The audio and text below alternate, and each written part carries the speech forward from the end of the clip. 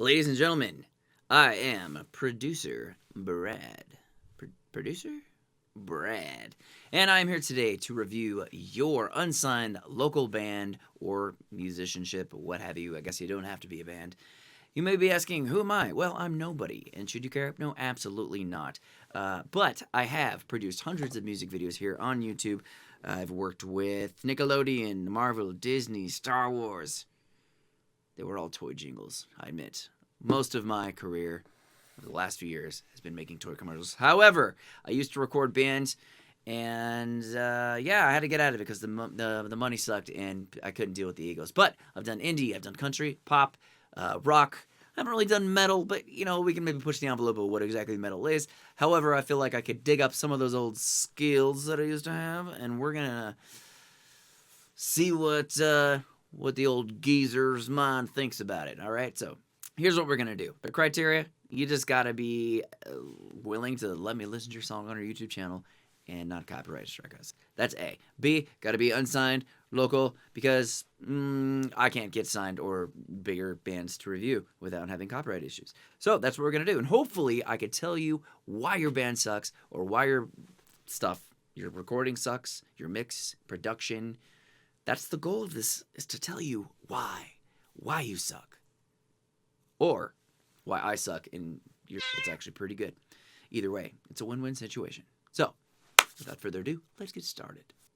Okay, first band up is People Who Can Fly. People Who Could Fly. Go and listen to People Who Could Fly. Go ahead and head on over to their YouTube channel, I guess, and you can watch the whole video. I will just be reviewing segments of it.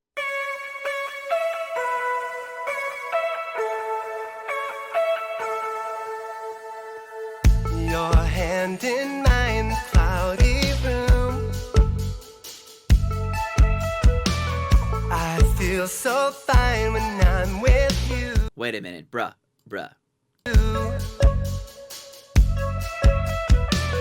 Lost in the If you're gonna go through the trouble of shooting a music video, dude, at least know when your guitar part comes in. Look at this. Guitar starts now. Lost in the night, Oh, there it is. never knew. Yeah, it kind of reminds me of like, what's the band? Walk the Moon? Shut Up and Dance. Yes. That's what that kind of reminds me of. Midnight, spinning in my head, just like every word you said. It's fine, tearing it apart this time. Tell me where to start. I am feeling the tambourine. Tell me where to start. It could be possible, very unlikely, that that's a real hi-hat. It could be real hi-hat and just completely over-compressed. But most likely it is just poor programming of the velocity or the re-triggering velocity and the dynamics of the hi-hat. Work on that and add some crashes in your chorus. I need a second, baby. I just want to keep my cool. Midnight, spinning Okay, so not a whole lot of interesting stuff going on in this song, instrumentally or musically. So what I suggest is you really focus on making those vocals big and in your face. Again, go check out Walk the Moon by go check out Shut Up and Dance by the band Walk the Moon, and you will see I mean, you guys have similar stuff. You're going with the delay on the guitar. They do that. I get it. The synths and stuff, and that all goes. The drums, things are a little bit overcompressed. I wish it was a little bit brighter, but the vocals really need to come through and shine more on the chorus. The verse, it sounds more interesting than the chorus because you have these cool synths and delays and things going on, but then the chorus comes, the guitar has like a lack of color and saturation. You need it to, you know, it just needs to have a little more, it doesn't really have it. I think this song probably could be pretty good with the right producer. I think this wasn't produced well. So no knock on the band, unless the band produced it themselves, but maybe go with somebody that has some producing chops in pop, you know? like every word you said. It's fine, tearing it. I hear the harmonies in the chorus, like they're deadpan right down the middle, right behind the lead vocal, but you need some doubles, man, and maybe even doubling the harmonies and spreading it out and making it fuller, because there's nothing interesting going on here in the left and right ears. Apart this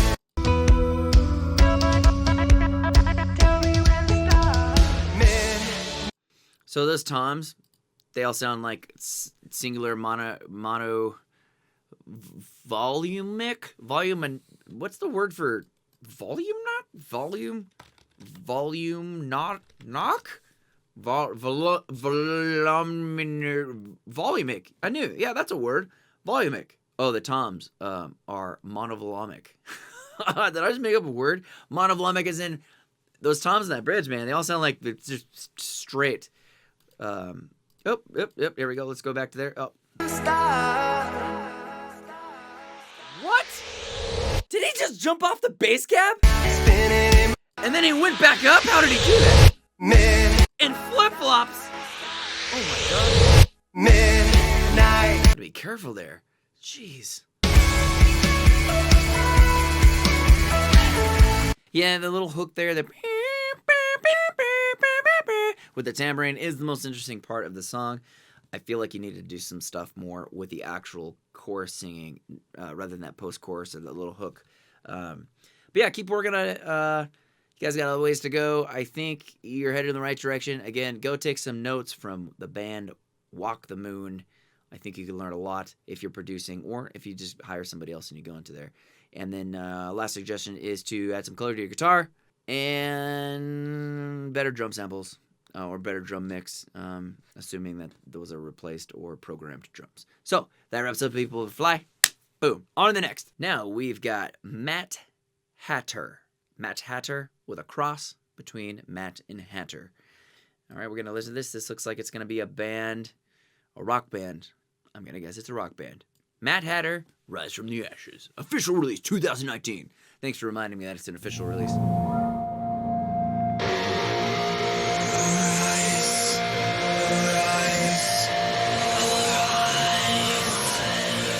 Kind of like saying "La Rise," "La Rise," "Oh Rise." I mean, I think I'm hearing "Rise" because the song's called "Rise from the Ashes," but is he saying "Low Rise" or "Oh Rise," "Oh Rise"? So production solid, mixing solid. I know this one's gonna be. This is a breath of fresh air, even though this kind of music is not really for me. This is like Breaking Benjamin kind of stuff.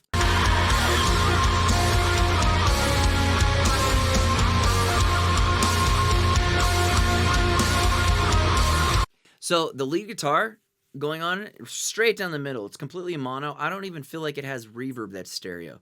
Now the big wall guitars, the rhythm guitars sound great. Drums sound good. Bass sounds good. The lead guitar though, sounds like boxed in and squished in the middle.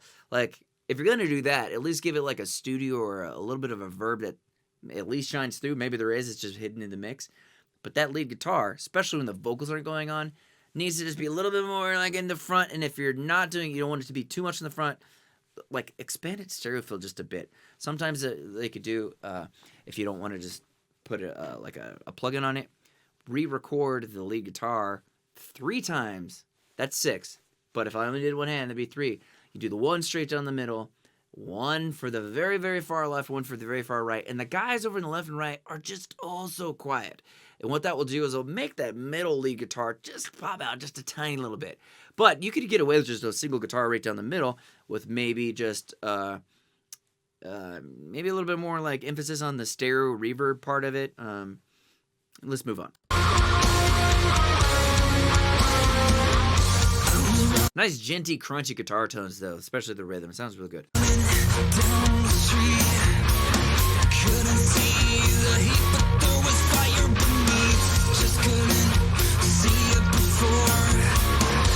So these are definitely drum replaced drums, if not programmed drums altogether.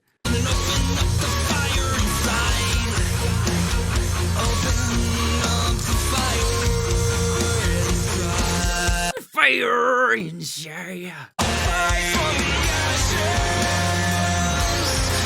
Really, this sounds like it could be a Breaking Benjamin song, and I mean that in a good way.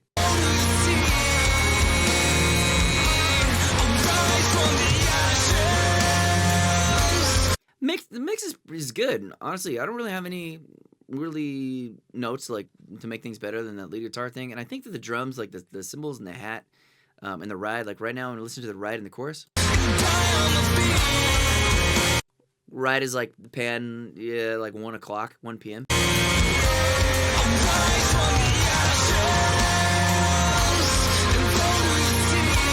But you know, and I'm watching the video, looks like he's hitting that harder, and the sample or the recording of that, I'm not really getting any wash from that cymbal from that ride. I'm just hearing like the top ping tappy part of it.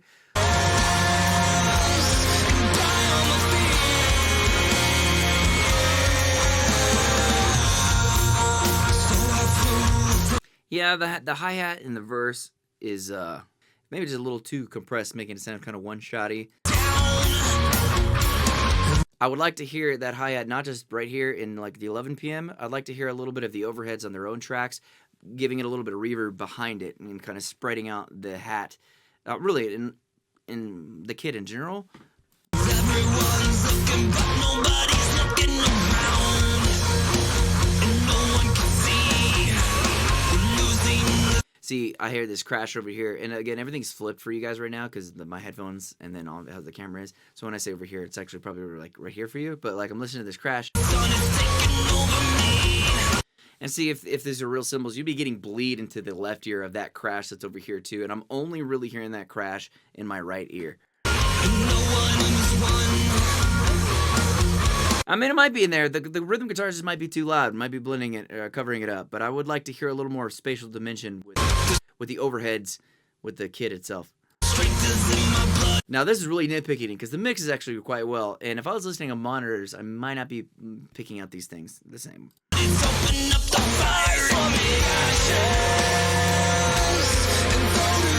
Like the chorus kicks in, it hits real well. Again, this is really nitpicking.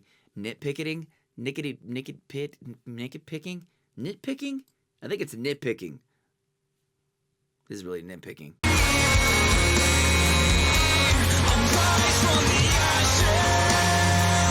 Again, lead guitar seems to be like kind of like just like living in the middle. I would like to hear it. I like to hear the lead guitar in the middle when the vocals aren't going on, like earlier in the song when you first came in. But maybe during the chorus, I'd maybe get it out of the way a little bit. Maybe turn down one of the rhythm guitars since they're just kind of playing the same thing. Yeah, that wall of guitars is probably quadruple tracked. If not, whatever, it doesn't matter. But the double tracked rhythm guitars, maybe bring one down just a little bit and get the lead guitar pan a little bit over in that area, maybe bring it up a bit, and you know, you could have maybe the delay in the middle or something like that.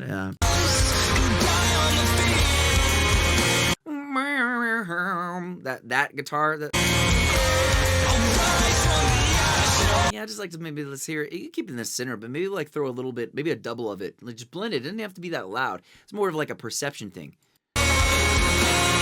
Because if I was listening to you guys live, right? Even if your amp is right here, I'd be hearing that lead guitar bounce off the walls and stuff too. So even if you had 3 guitar players, you had one rhythm guitar in his stack on this side, one rhythm guitar stack on this side, and the lead was directly in the middle, I would still hear the space of the lead guitar bleed into the other guys, even if it was just quiet. If you can reproduce that, just or keep that in mind, that's really my only suggestion, honestly. Everything sounds pretty darn good, especially for this genre of music, especially for a local band here. Good job. Doing a good job on the chorus, gang vocals and backing vocals being nice and spread wide.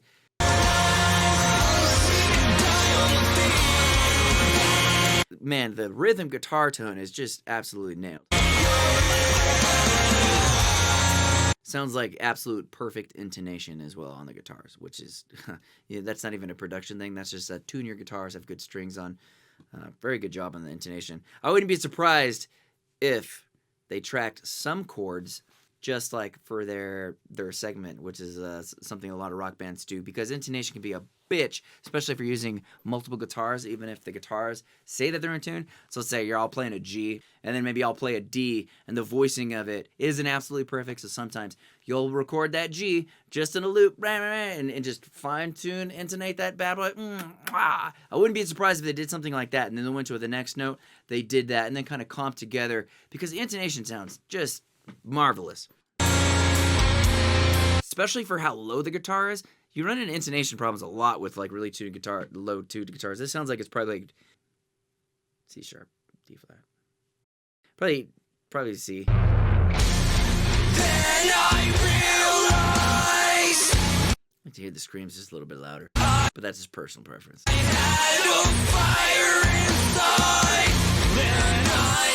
I see. So sometimes screaming, it's hard to do it like in key. Believe it or not, you can scream kind of in key or in pitch, and it's a really difficult thing to do. And I can hear that it's not completely, the scream isn't completely in pitch or in key while the singing is going on. There I, it's kind of that kind of like that sound. Sometimes you can cover that up by doubling it up and adding a little distortion, like. But they did a good job of mixing it quietly. Now that I'll take back putting it loud and in your face. If your screams aren't really like the focal point of your band, like a lot of like heavier bands these days, it's fine being mixed back there. I just like screams sometimes if they're good. I can't really tell if they're very good or not. They're kind of buried back there, and it sounds like there's some pitch problems with the screams. Sometimes that's a stylistic choice. Like right there, the ashes part, I'm hearing it in kind of stereo spread. Those screams sound pretty. Those are pretty solid. Those are much better in key. I think the bridge scream that I heard that was out of key might have been just kind of like an ascending kind of like stylistic choice out of key. Not purposely out of key, but just like, hey, that sounds good. I like, the vibe it's getting.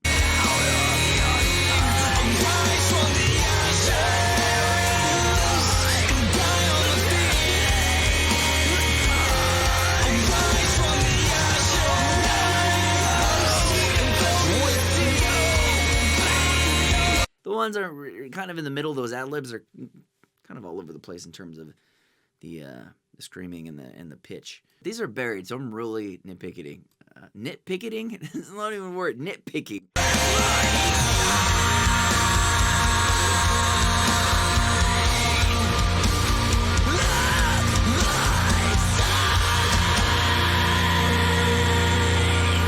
And it sounds like I can't tell. There are different types of screaming. There's like the rah rah rah, which is kind of like quiet, not really screaming, where vocals like really get up on the mic, and then it's almost like a fake scream.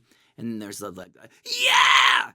To me, that sounds like probably the quieter one. I can't really tell, but again, that was mixed really well. I don't like that kind of music at all. It sounds very Breaking Benjamin to me. And good job. That was sent in by Brandon. Mixes really well. I would just say if it was my mix, I would probably sprinkle in a little bit of fairy dust. And by fairy dust, I mean maybe some producer tricks. That is really straightforward. Just big wall of guitars and drums. Don't be afraid to throw in like a tambo or something, a tambourine or some synths or keyboards, a little nicks and knacks. Just kind of like modernize it because this kind of music did well a decade ago. I don't think it's that commercially viable right now, just because of the music scene. But yeah, overall, great mix, great production. The song is not that catchy. It's not bad though. It's not bad. And again, it's tough to judge something that's not your cup of tea. But I would throw it in that same genre of whatever you call Breaking Benjamin. It's not metal, but it's not. It's it's heavier than just regular rock. So anyway, great job. Okay, so that wraps up today's episode of Producer Reacts, or Producer vs. You, or Producer Reviews, or whatever the hell we want to call this thing. I don't know yet. But if you'd like to send me your song, I would love to review it. Whether it sucks or doesn't, send it to producer.reacts@gmail.com. Again, that is producer.reacts@gmail.com. And I'll try and get your song on the show, and maybe I'll review it next week. Other than that, I'll see you next time.